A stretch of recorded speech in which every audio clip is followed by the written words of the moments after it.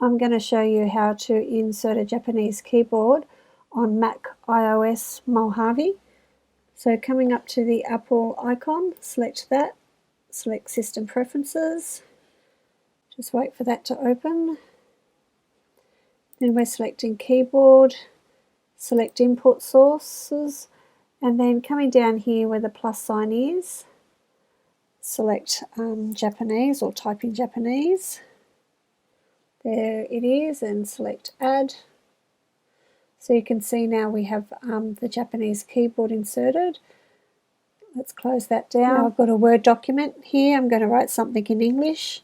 Hello.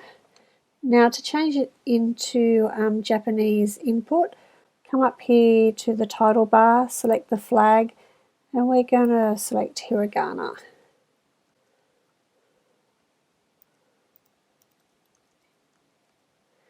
Okay, that's konnichiwa.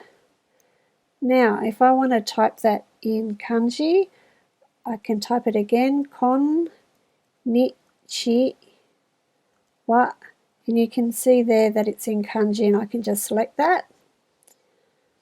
So that's how you can write in kanji. Now, if I want to change it back to English, go up to the title bar, and we'll hit English, which in this case it's got the Australian flag.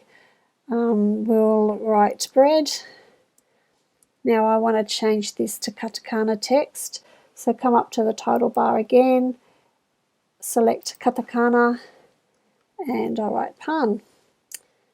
Then if I need to change it back to English, back up to the title bar and hit the flag there.